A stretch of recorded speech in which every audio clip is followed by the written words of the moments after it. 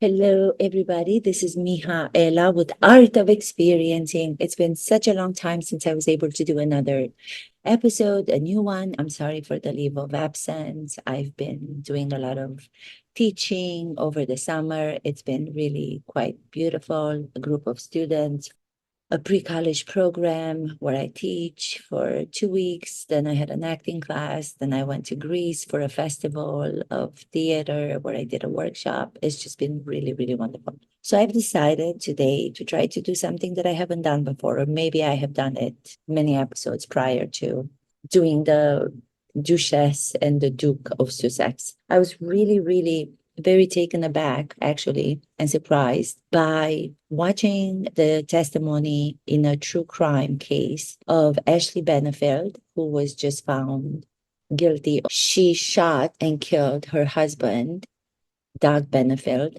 May God rest his soul in peace. What she and her defense attorney were saying, their defense was she had no other choice. She was strapped by him in the house, the same house, which was her house, that she, Ashley, has invited him to come to help her pack and move from a location to a different location. Him all the time thinking that he was going to move with her using the same U-Haul truck. She is portraying herself to be a victim. My heart goes out to everybody who's a domestic violence victim for the courage that it takes to speak out against it, to be able to get away from the abuser.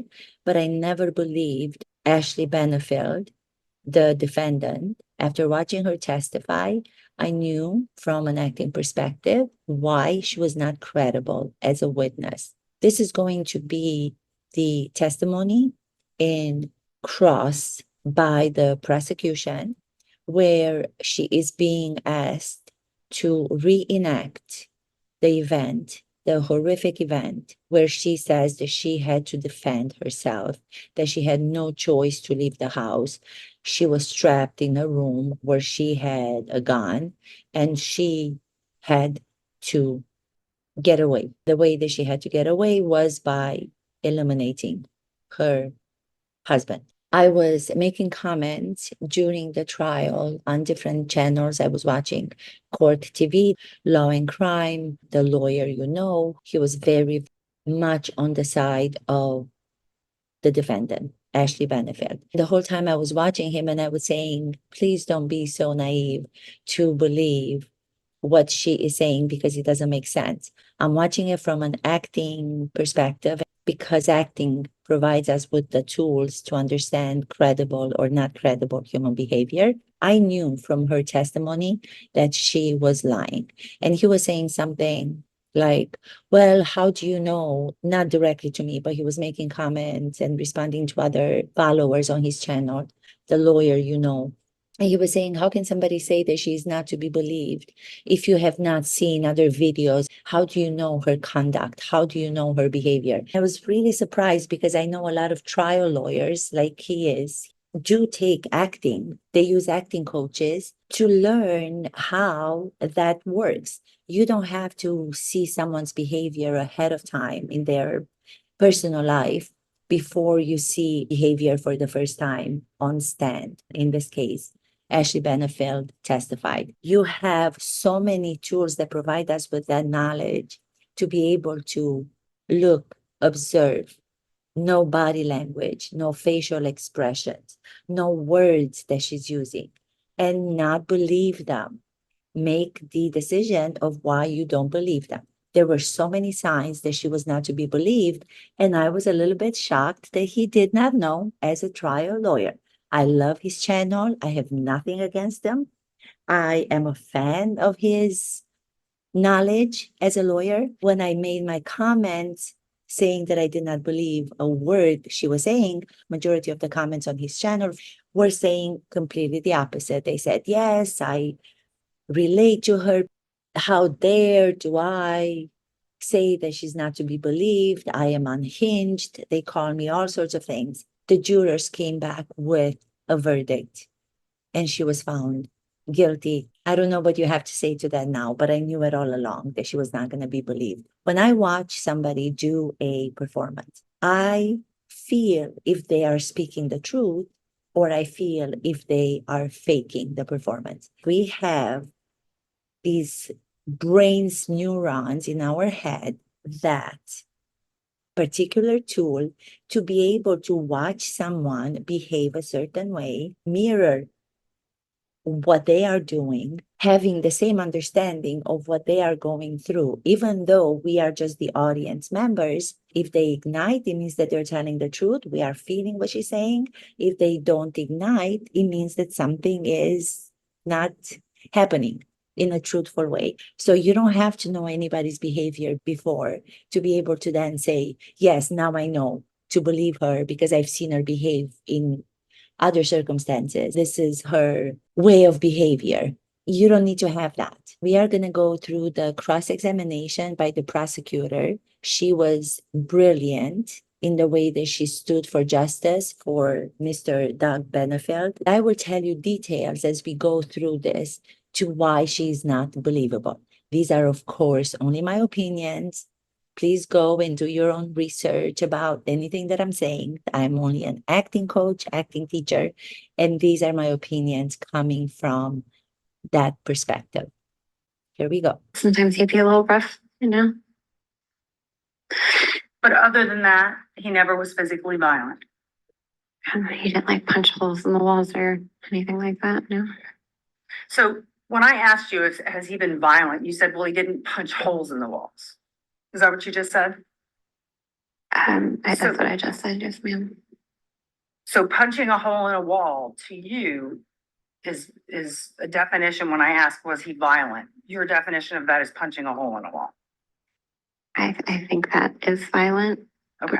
I'm not sure what you're asking. There were so many signs to me that she is not telling the truth.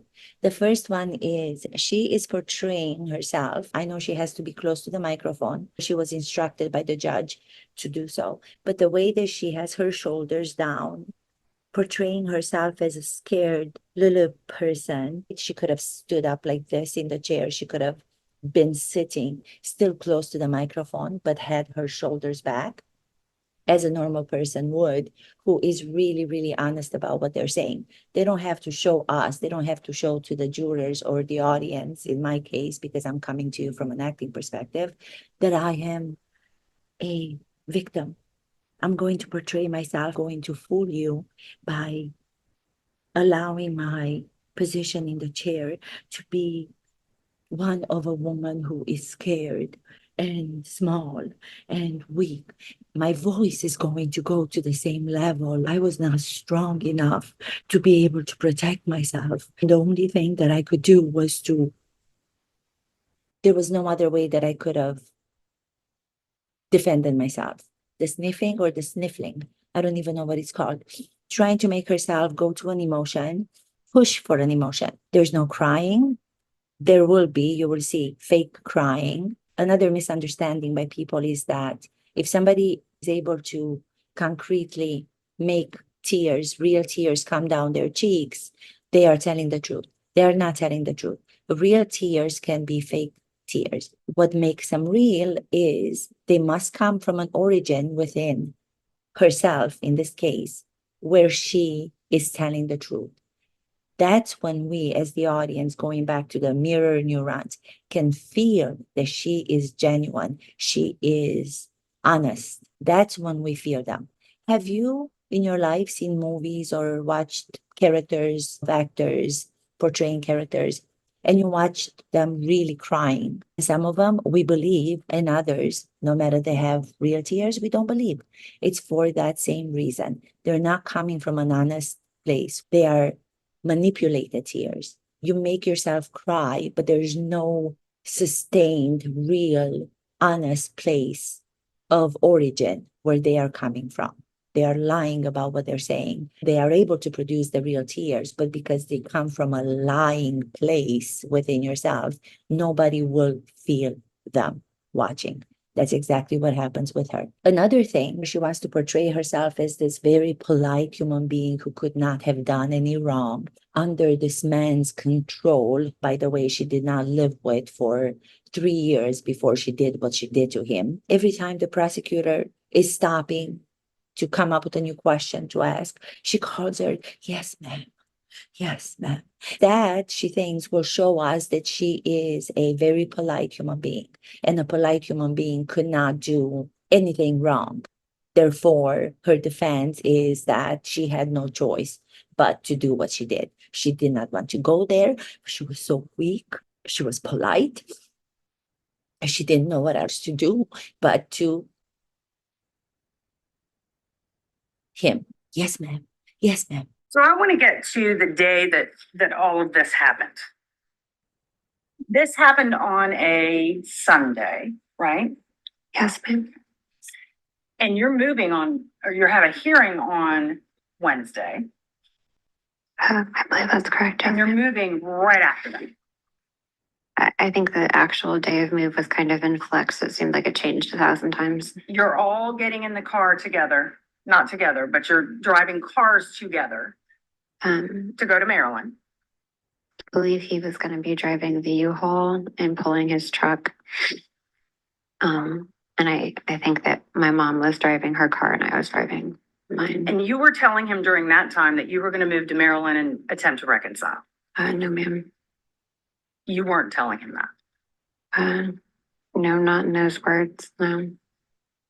Did you hear Dr. Broder testify about that? That he said that when you were with Doug. Objection, you're sustained.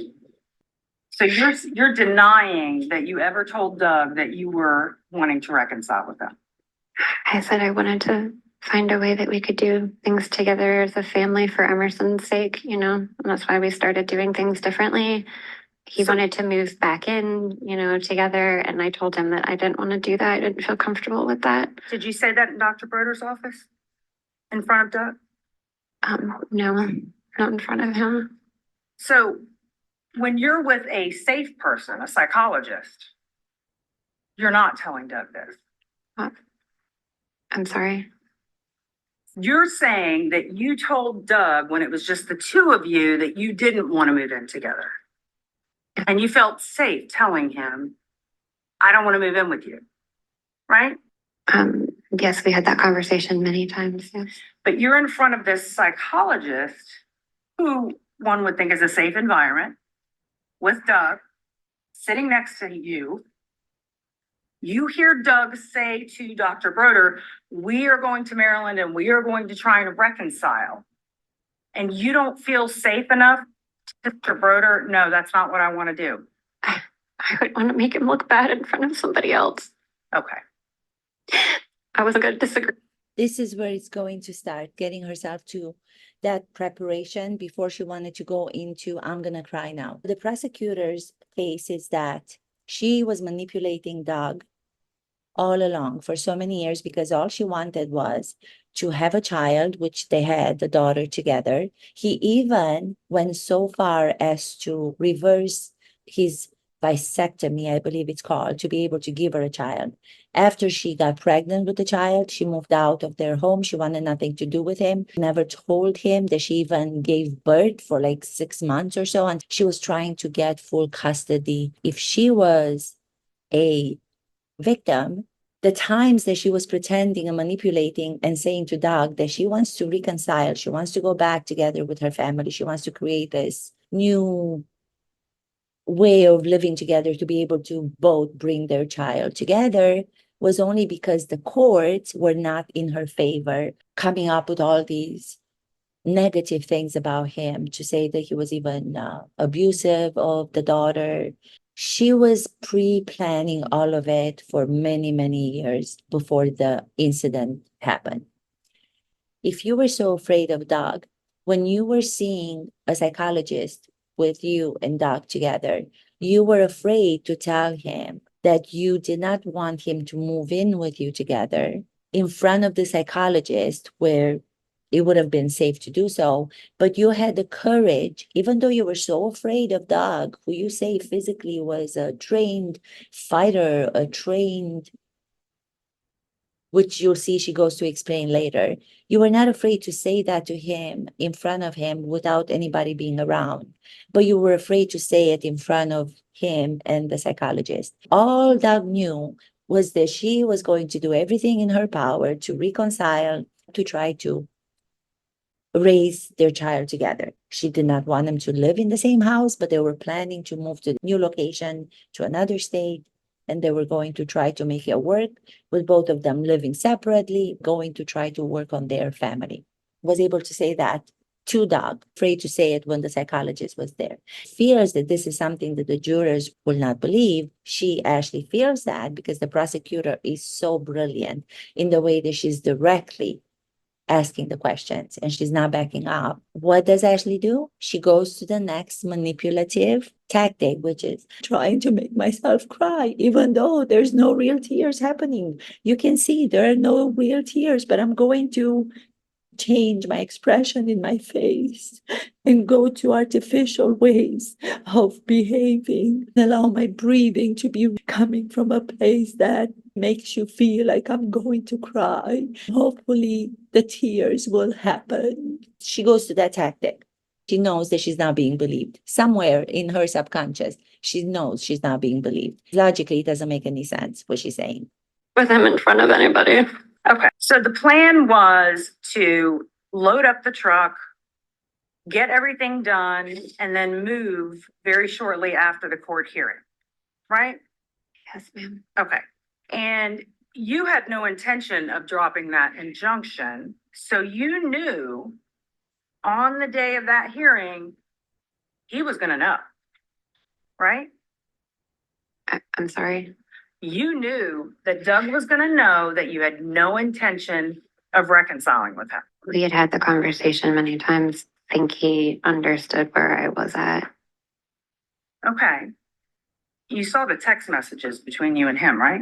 Yes, ma'am. Would you agree that those text messages do not indicate that? It doesn't say we're getting back together, moving in together. It doesn't say we're not gonna reconcile. I mean, not specifically. No, I wasn't going to argue with him. Rather than just answering the questions from the prosecutor, she adds on, definitely, I wasn't going to reconcile with him. I'm going to keep my voice at that low, kind of weak register because I want everybody to believe me with my fake act. Do you guys understand what I'm saying? This is not the way that somebody who has gone through all the horrific things that she's supposedly saying that she went through. If a person is going through a horrible, difficult domestic violence, period, there are so many again. And I'm not talking about that here. I'm talking about believing her or not believing her in her cross-examination by the prosecutor. Those real domestic violence victims have different emotions. They have different reactions to different questions. You don't stay with the same emotion as a human being. We are conditioned to be triggered by the different questions in a different way. No matter what the questions of the prosecutor are, she reacts the same. She has come on the stand to testify, having an idea in her mind of how to portray herself. General behavior is fake behavior. We do not act generally in circumstances. There are emotions that sometimes are louder than other emotions. There are emotions that happen due to a very specific question that triggers some other event from your life. If those events really happen to you. Now she can talk. She's in a safe environment. He's no longer on this earth. So she got what she wanted. Why is she so afraid now? There is her defense attorney that's standing right there in the court. There are jurors. They know to the prosecutor, that's not right what you're saying. I am what I'm telling you that I am. I went through everything that I'm telling you I went through. So believe me, I am saying it with all the confidence in the world.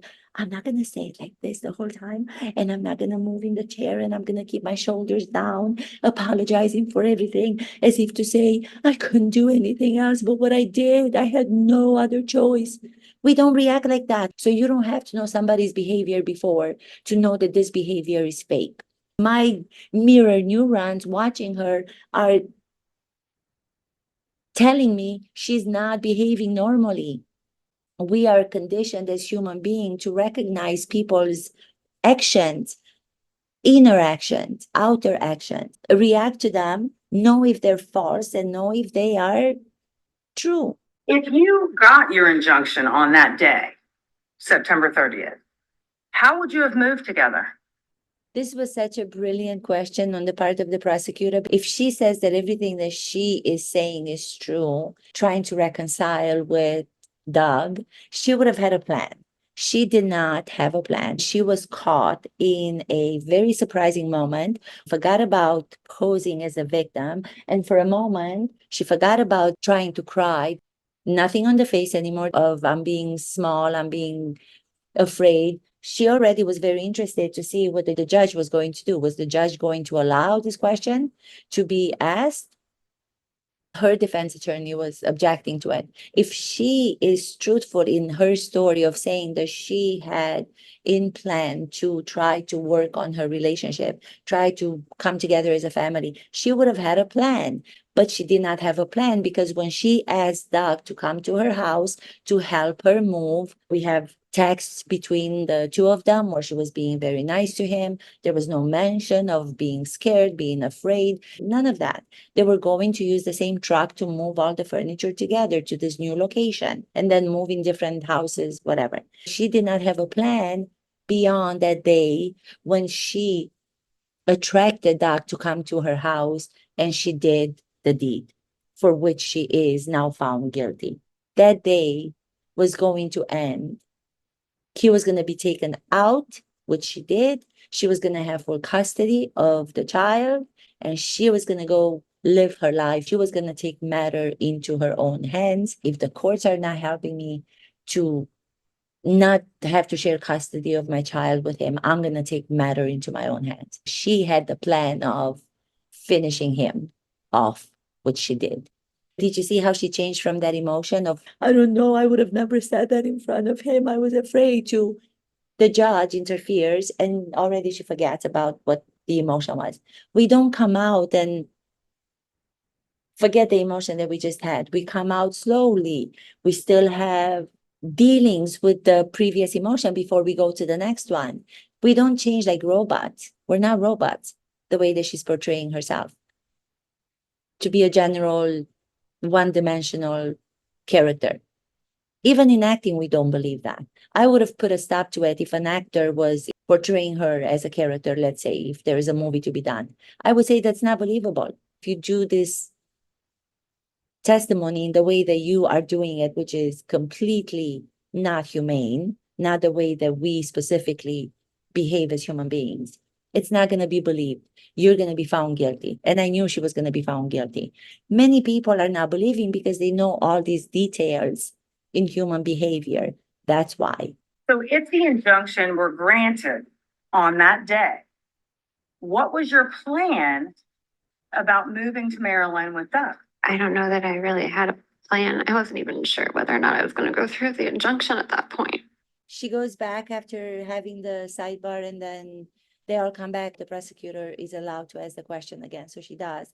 By saying that she didn't have a plan, that automatically tells us that she had a plan to finish him off. She knows that's going to sound really bad to the jurors. She's going to have to put on the face and go for the emotion, which is not even there, forcing her face, creases on her forehead, raising her eyebrows, trying to make herself cry. This is what we do when we try to fake crying. Fake crying versus real crying. Real crying does not give us the time to think, let me cry. Real crying comes from her so-called horrible life with her husband. She wouldn't have to push her muscles of the face in different positions to make herself cry. Real crying comes from somewhere inside your deepest of your soul. You don't have to think about, I'm going to make myself cry. It happens instinctively. It happens surprisingly to you. You don't even know when it's going to come up. It comes up. It surprises you. Okay, so I want to get to the night that all this happened. So you knew Doug was coming over. Yes, You invited him over yes. to help you move stuff in the house, Well, specifically stuff in the garage, but yes. stuff in the garage to the truck. Hmm. And he came to your house a couple of times. He came and then left and then came back again. Yeah, I believe he came twice that day. And there is a gate to your community. Hmm. And when he's at the gate, you had to let him in. Sometimes, because he was frequent in and out, sometimes the gate remembers license plates and sometimes it opens and sometimes it doesn't. Sometimes he would just follow people in. The gate kind of stays open for a while. But yeah, sorry. But on this day, you weren't concerned about him coming over. No, I knew he was coming. And when he came over, She remembers the things that were supposed to be moved out of the house when the prosecutor is asking her. She remembers details about, well, not really, not from the house, from the garage. So she remembers all these details that have nothing to do with the whole horrible thing that happened. She remembers that the gate did not have to be opened by her to let Doug come in. She remembers all these things which she thinks are in her favor, to say, well, he could have come in even if I didn't open the door without saying it, to say that she was not letting him in all the time. He was able to come in without her approving or opening the gate. She remembers all these things, but when it gets to the most horrific, in her opinion, fearful moments of her life, she doesn't remember, as you will see. your mother and Emerson went to the park. I believe they were headed there. I'm not sure. I think they were down the driveway or on the sidewalk, something like that. They were on their way there. You weren't so afraid that you wanted your mother to stay there and watch. No, we were just packing to move. Okay, so you weren't afraid. I definitely didn't expect this to happen. Do you see how she goes to that emotion again? Because she knows that she's being caught with lies. If you are so afraid of somebody the way that she wants us all to believe that she was afraid for her life, then why would you have your mother and your daughter leave the house, allowing the abuser, the so-called abuser, come into the house without fear? Would you not have said, let's just meet outside? Meet outside. You don't have to come in the house. Nothing is in the house. I've taken all the boxes outside of the house. They're all in the garage. And you would have your mom and your daughter stay on the driveway. Don't go to the park, mom. If I'm dealing with somebody that I'm afraid of, if he sees that the little daughter is going to be there with her mom, he might not behave as abusive. No, she's not afraid because she thought, she goes to the tears again. Whenever she's being caught lying by the prosecution, she goes to the same general emotion. She doesn't do any other emotion that a human being would have. Like I said, every emotion that is real is going to be different depending on the question. To different questions, you have different emotions. For her, it doesn't matter what the questions are. It's only when she realizes that she's being caught in lies, she goes to the same general emotion because she thinks that that is going to fool the jurors, as many bad actors do think also that they are going to fool the audience. They don't know the audience and the jurors are smarter than that. They can feel or not feel the truth. Detailed way of being able to do so. How amazing is our human brain to be able to feel for somebody or not feel for somebody. Your mother left. Yeah, at that time. Okay. So if I heard you right during your direct, you said he bumped your shoulder twice. Body check. I don't know if that's what you called it. He walked into you with a box, right? Yes. And then at the end, you say he slapped you. He hit me. I don't. I wouldn't know how to classify it. He struck me. He hit me. Was his hand open or closed? I don't remember. Okay. The terms being used by her, Ashley, and her defense were presented before. They have the same terms which they have rehearsed. One of them is body checked. Why would you use body checked? What the hell does that mean? I don't even know what the term is. They're so precise to be using the same terms. They had to come up with something they were going to put into the jurors' brains to make it believe that he was already getting aggressive. Then that wasn't enough. That he body checked her, slammed into her. I guess that's what he means.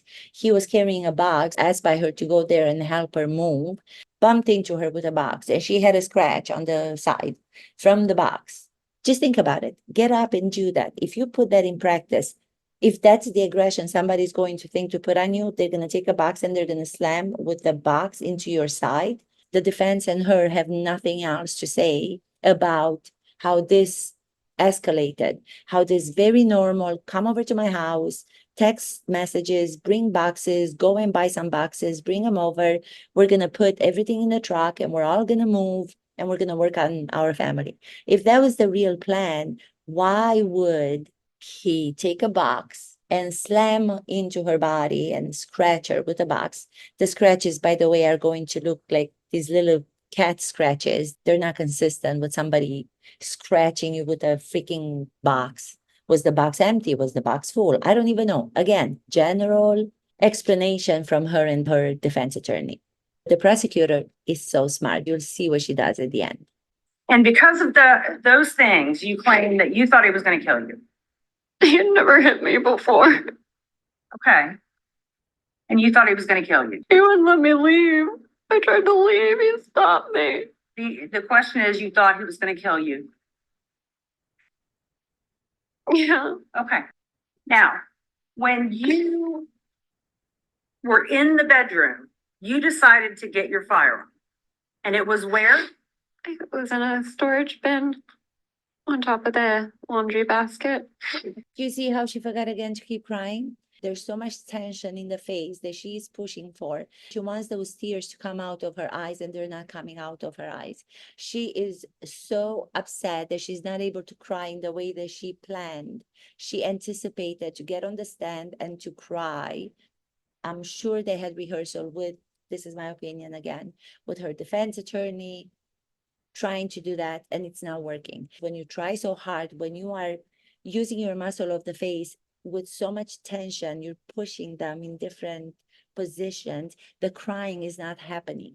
The crying happens when the facial muscles are completely relaxed. Tears will never come this way. That's why they never will come with her.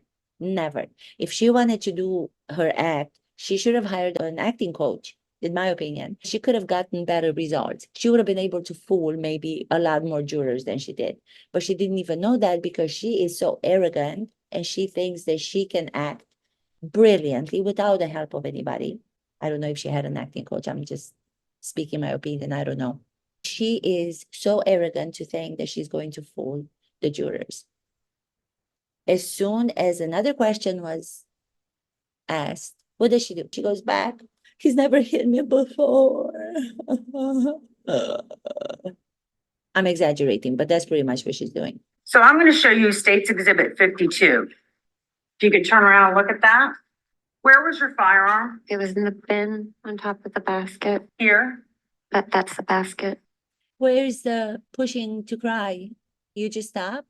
Did you just stop? Because now it's coming to something that has to be revealed by you again, which is going to give you away. The house is emptied of almost anything. Everything is being put in the garage or in the truck for the move. But you have a gun that you're still keeping in the house, ready in any case, just to have it there. Really? Really?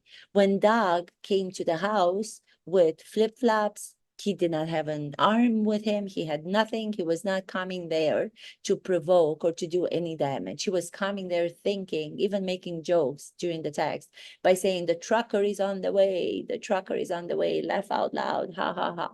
He did not come prepared to have his life taken that day. And she had it planned, in my opinion.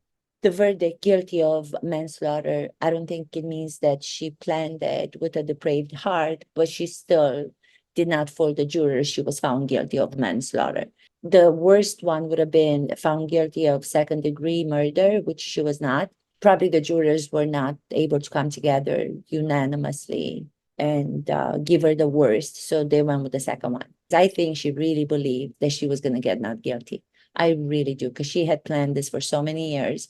She thought that she was so brilliant, that she was going to fool people. People are so much smarter than that. Where was the bin? It's that right on top. Okay, so it was in here. Yes, ma'am. Why would you have a firearm in there? I had just emptied all the furniture and everything out of my room, and it was kind of like what was left from my drawers, and so it got put into a bin.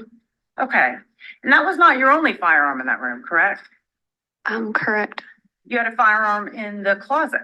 My carry gun was in my backpack, which was my purse at the time. So in this room with a mattress and a broom and a hamper, you had 2 firearms.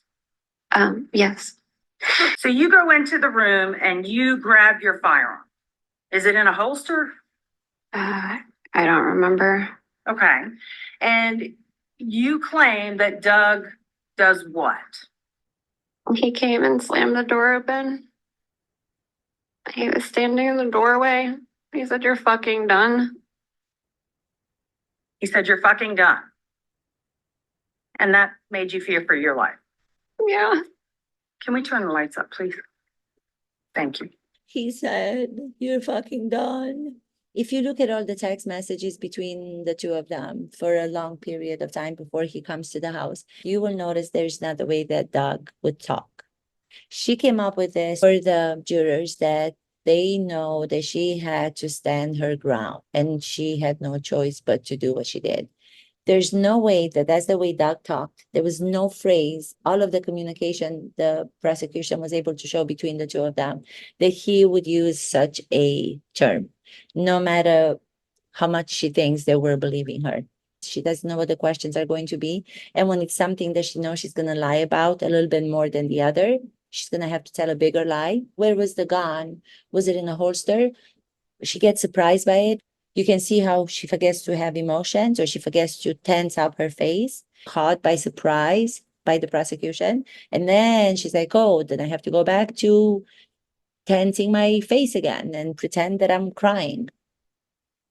I'm sorry. This has nothing to do, like I said, with anybody who is saying the same story and is actually not telling the lie about it.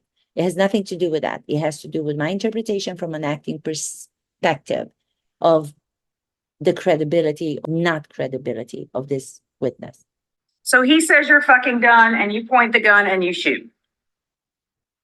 I held it out in front of me first so he could see it. And I said, "Stop." Judge, if I could have her step down so she can demonstrate. This is the most brilliant part of the whole cross, I believe. I think that it takes boldness and courage and bravery on the part of the prosecution to actually get up somebody from the stand who allegedly is, she says, a victim. That's a risky choice to make for the prosecution, because it could turn against her. Depending on how the jurors believe her up to here, I don't think the prosecution knows at this time if the jurors are believing, or maybe she can tell because she sees their face in the way that they react to this whole cross-examination. But it could be a risky choice. And as actors, we got to take risks sometimes, even if we think those choices that we're making are bold and they might not work. The taking of the risk is worth it. You might discover something that will completely change the whole path, be felt by the audience or not. And I think the prosecution does just that. Ashley started to demonstrate in the beginning when she puts her arm out, when she's being asked exactly what happened that specific night after she went in the other room to retrieve the gun. What was the gun doing there? And then she had another gun in a closet. Why would you have 2 arms in the house when you're moving? So she kind of put herself in the demonstration because she started to put her arm out to demonstrate. But then when the prosecution said, calm down, if nothing gave her away up to here, or maybe there were smaller inclinations that she's lying, this is what gives her away. If you see the pictures in the way that she was dressed before the trial began, if you look at her expensive clothes that she was wearing, if you look at the way that she was walking, and she was looking confident, she was looking arrogant. Even if you look at some of the moments in her interaction with her defense attorneys, she's very demanding in passing notes to them. She forgets to be weak. And then after she does all those things, it's almost like she puts a different public persona which is this, to show the weakness, the fear. Let me show the fear, general fear throughout. But she forgets to do it all the time when she lets go of this public persona that she wants us to believe it's her real self, which is not. And then she thinks, oh my God, cameras. I forget there's cameras. There's still people watching. There's still jurors. Let me go to my persona that I want them to believe I am. Doesn't work like that. You cannot cheat the audience. You cannot cheat the jurors. So Doug opens the door and does what? You said you're fucking done. And I hope it got out in front of me and just stop. He got into this like fighting fight, literally like turned sideways. And he was like moving around with his like arms in his hands. And he started like inching forward towards me. So he why do you call it a fighting stance? Like a fighter. Like a ninja or something, I don't know. Okay, so he's standing there, he turns to like this and starts moving his arms around. Well, show me, what was he doing?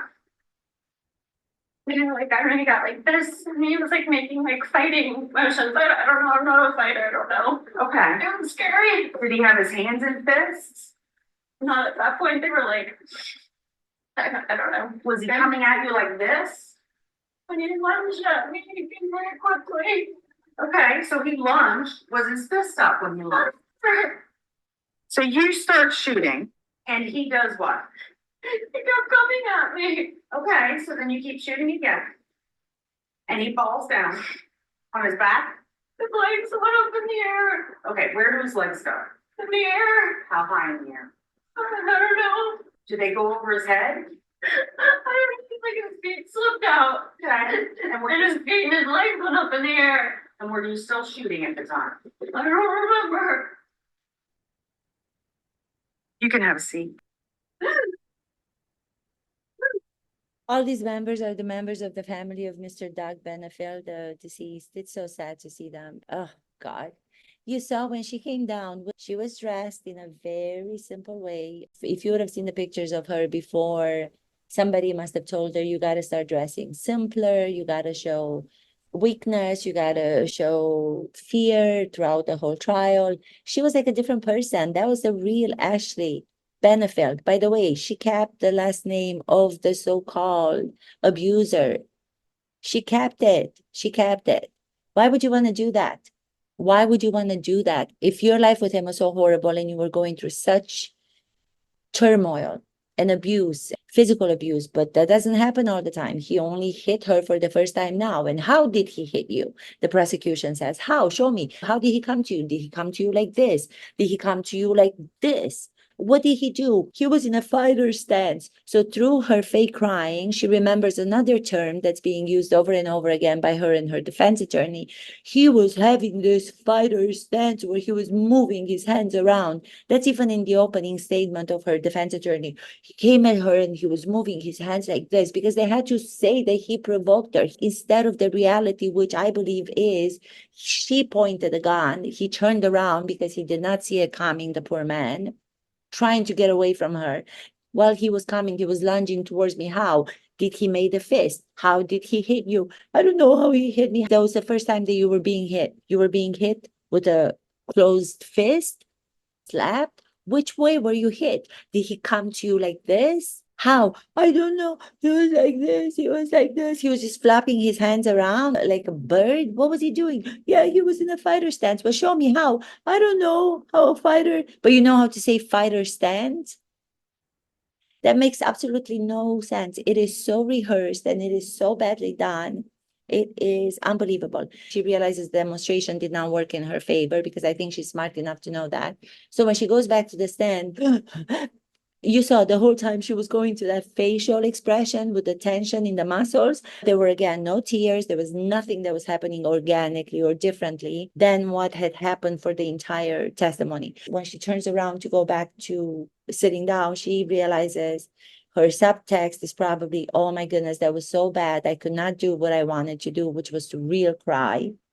So now what I'm going to do, I'm going to continue with this fake nervous breakdown. So she continues with making the same sounds, which are coming from nowhere truthful inside of her, but an imitation of emotions.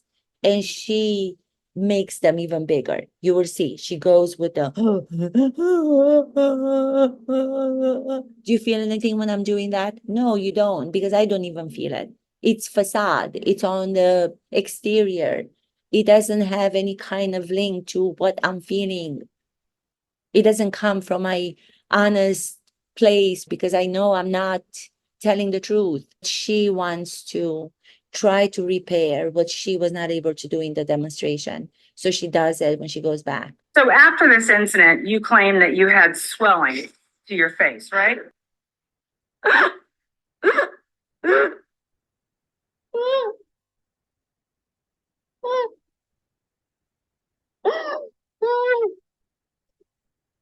I know this sounds really crazy, but I'm telling you, this is like an acting exercise. If you try to make those sounds, where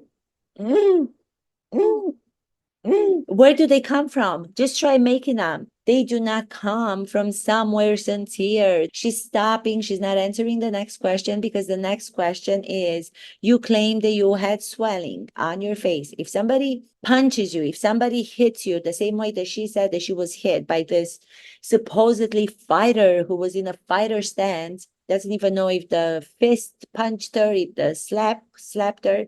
She's asking the next question, was there swelling on the face? She doesn't want to answer it because none of the pictures that were produced entered into evidence show any kind of swelling from a punch or a slap. None of them do. There's nothing there. So she's going with, let me still continue with the so-called nervous breakdown. Let me make these new additional sounds that, again, are completely superficial, have nothing to do with what I'm saying and what happened to me. And maybe I will be believed because my demonstration while standing was really bad. I think she knows that. All right, members of the jury, please close up your notes, put them on your chairs. I'm going to ask you to step out for a minute. You can use the facility. It's not quite our mid-afternoon break, but we'll treat it as such. Please don't discuss it amongst yourselves. Don't discuss it with anybody outside the jury. Don't do any research like we've talked about. What does she do? She gets a break. She gets the judge who, what is he gonna do? I'm sure he knows this is all fake, but he's got to say, let's take a break because she has nothing else to stand on. There's no truth other than let me have a break. If the judge is gonna grant me a break, then maybe the jurors will believe, they will think that the judge is believing her. So let me not answer the next question. I'll have a break. I'll create this dramatic event. I'm smart enough. I'm a ballerina, ex-ballerina, actress, whatever she considers herself to be. I don't know. And I'll be able to pull this off. Well, she hasn't pulled that off. And then you'll see her the way that she walks back to her defense table where she's sitting. You will see the whole act being played out. The jury's out. You can have a seat. She's apologizing as if to say, I'm sorry, I couldn't help it. She gets up and the jurors were leaving. So she goes back to being polite. I'm going to be polite because that's what I am, a polite, simple person who was really taken advantage of. And I had no other way but to stand and do what I did. I had to protect myself. And then she goes down and then she says, I'm sorry. Let me use the word, let me use this phrase, I'm sorry. I didn't mean to have this nervous breakdown. It just happened because she knows it did not happen. If a nervous breakdown happens and is real, you don't apologize for it because your brain doesn't have the time to go, let me apologize for this nervous breakdown. You are so into it. It takes all of your being. Your whole brain is occupied because there's so many things being triggered. You don't have time to apologize in the moment. You don't have the clarity to say, I am so sorry when it happens. She's covering her face. Why is she covering her face? Because there's nothing real happening on her face. It will take 5 minutes. You have time to really fix your hair. If you're wiping your tears away and you're trying to cover your face and you're trying to recover from this so-called nervous breakdown, do you have time to go like this with the hair, really? Do you think that would really happen? You would be concerned about your hair. You know what happens after this, everybody? It's so crazy. But what happens after this when she's being found guilty only after 6 or 7 hours of deliberation? She changes everything. When she's found guilty of manslaughter, she does not have this posture anymore. She stands straight. There's no emotion on her face. Everything is completely gone. And then you can start to see the real person. I hope that this is informative. I hope you guys like this. Please let me know what you think in your comments. I don't know if you find this as interesting as my other episodes that I've done on the other people, trying to figure out people as if they were characters from an acting perspective. And I just wanted to say, I'm sorry because there's no good outcome for any of this.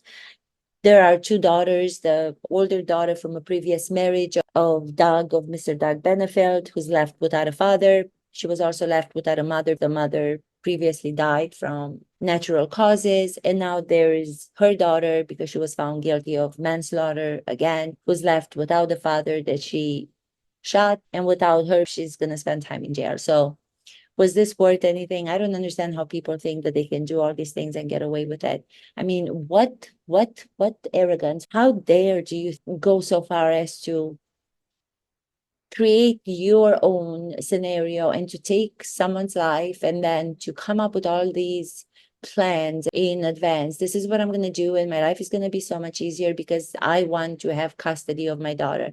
Why could you not do other things to make this work and not have to hurt anybody, not have to hurt your daughter, especially now that she's left with your mom who's going to raise her? You took a man's life, you took a father, you took a brother from the family. I hope nobody's going to jump on this to say, oh, but you don't understand. Yes, I do understand. I do understand domestic violence. I've been in a domestic violent relationship. I don't want to go into it. So do not tell me that I don't understand. I do. But that's not what I'm doing here. I'm not talking about that. I'm talking about trying to analyze people, as acting is about analyzing and knowing how to portray characters, making them so specific that they resemble human beings. So there's a analysis of human condition, of human behavior, psychology. Then we transform it into behavior. We try to recognize what works, what doesn't work, what's real, what doesn't sound real. That's what we do as acting teachers, not from any other perspective, but just that. Thank you so much. I love being back. Please let me know what you think, as I've asked you. This was just so on my mind because so many people disagreed with me when I made these comments while watching her testify, especially on the cross-examination, because she's not truthful. And so many other people jumped on me and said, how dare, you don't understand what she's going through. How can you say that she's not believable when you don't know her behavior? Well, that's how I know. All of the things that I pointed out to were not believable, were not detailed, were not specific in the way that human beings would portray if they were telling truthful stories. Thank you. Mwah, mwah, mwah.